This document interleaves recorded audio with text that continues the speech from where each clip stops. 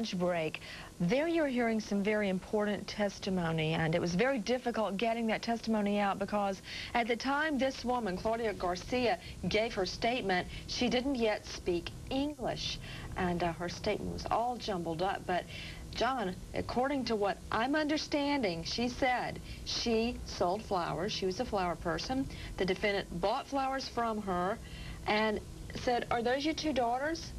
She says, "Yes, they are." And he said, "Be careful. Look at me." Takes off his sunglasses, says, "I'm going to kill my wife because she caused my daughter's death." Now, it's all jumbled up in the courtroom. Can't quite get it out of this witness. She's under attack by the defense. But if that's true, John Caro, the defense is in big trouble. It shows premeditation. Right. Well, what happens is the longer, what it does is it establishes that he had murder on his mind before he got to the graveyard, which whenever you have a heat of passion argument, the longer you stretch out the time, a lot of lawyers argue the fuse was lit, and, you know, because they have to deal with over a period of time. But the longer you stretch that period of time, the harder it is to succeed in that argument. Heat of passion, when it succeeds, most often is something you can really point as being right at that moment. Exactly. Now, this looks like premeditation. I mean, because then to deal with it, either she's not credible, you argue that she's not credible, the statements, you know, using a translator with learning disabilities, the police don't have their own translator. It doesn't make sense in that regard.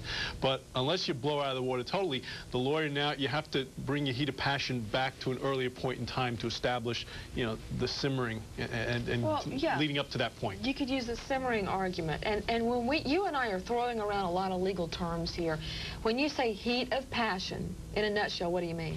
Well, that is that something is going on in your mind to take away the premeditation. So you're incapable of forming the intent, which would be the heaviest charge here, first-degree murder. And, of course, John, the age-old example is man comes home, wife in bed with another man, and boom, he shoots their heads off. Right. Okay, we've called, that's been the classic example of heat of passion.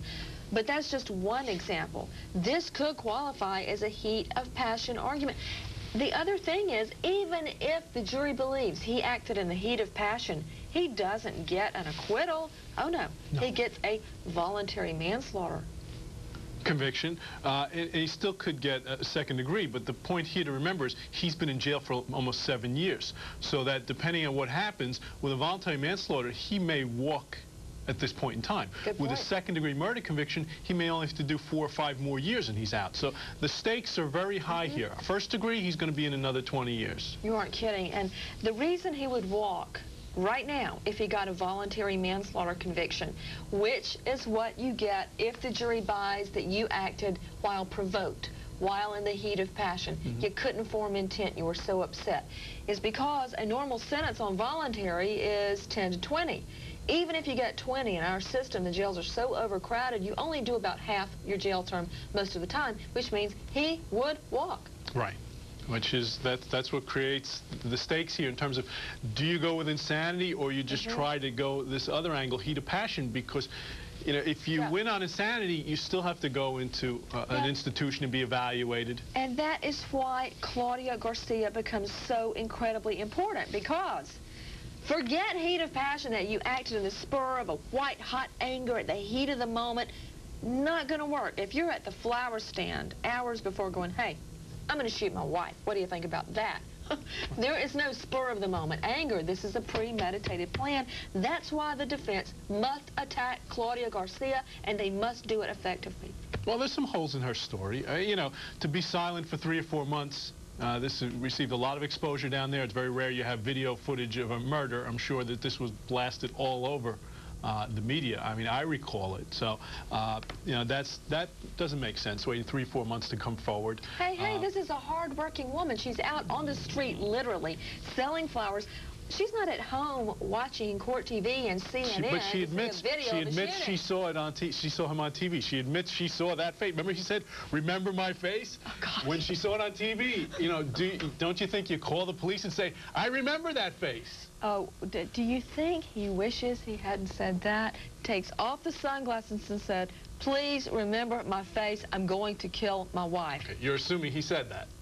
I'm assuming that all that. witnesses speak the truth. That's in the judge's jury charge, and this witness just told me that. But I think the defense is making a pretty good attack on her. Right. I mean, the business about the statement, a car full of weapons, it's not in the statement. There are things not in the statement she doesn't remember. She's being a little cute on the witness stand. It's a frustrating witness because she's pleasant, but being a little cute. Yeah, it's really hard to attack a pleasant witness. I can't believe that any detectives are going to use a mentally incapacitated neighbor as a translator. Police departments, you know, have translators available. Oh, when you're taking going a to statement, attack the police because they didn't get a translator. I'm going to say that whatever went on there, everyone believed what she was saying, and that she's now embellishing her story in the courtroom. That's a basis for attack here. And you mentioned something very interesting. You said she's cute on the stand. You got to be careful with a witness like that if you want to cross-examine them, because if you attack them viciously and slice them up, the jury will react against you.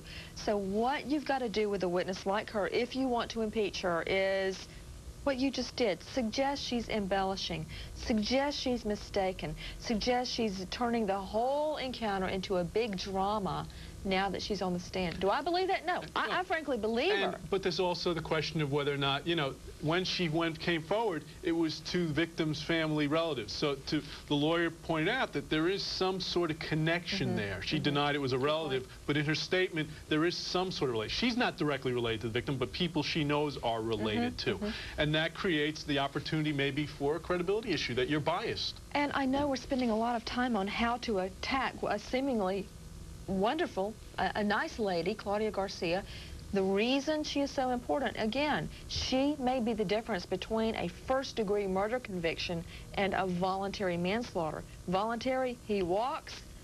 First degree, he's in for another decade. Absolutely. Good point, John. Everyone, quick reminder, don't miss Crier today. It's at 1 o'clock. Actress Holland Taylor will be joining Catherine. She'll be talking about her role on the Emmy award-winning show, The Practice. That's Crier today, 1 o'clock. And when we get back, we'll go back to the case of a man on trial for gunning down his ex-wife at their daughter's graveside. Stay with us.